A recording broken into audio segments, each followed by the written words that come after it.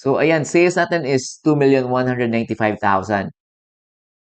2,195,000. And then sales returns, allowances, and discounts. Ayan, 109,750. 109,750. And that would give us ito, automatic siyang kinumpute net sales na 2,085,250. And then the cost of sales, again, this is 1,097,500. 1,097,500. So that would give us itong gross income na 987,750. So dito na tayo sa deductions. So yung deduction natin is dito tayo sa number 13, yung ordinary allowable itemized deduction. Kailangan natin i-fill out itong part 5, schedule 4, item 18. Ayan. So pwede nyo i-click to. Ayan, and then automatically yan, mapupunta tayo dito sa Schedule 4, Ordinary Allowable Itemized Deduction. So ito yung nabanggit natin kanina, ito yung category niya, kung paano siya kinategorize dito sa ating 1701. So balikan natin yung ating Excel. So dito tayo, rental 240,000.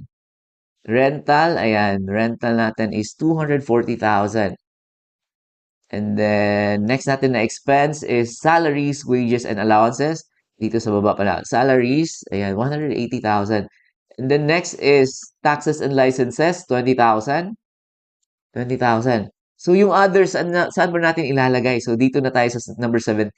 Letter D, so lagay nyo dyan, other expenses.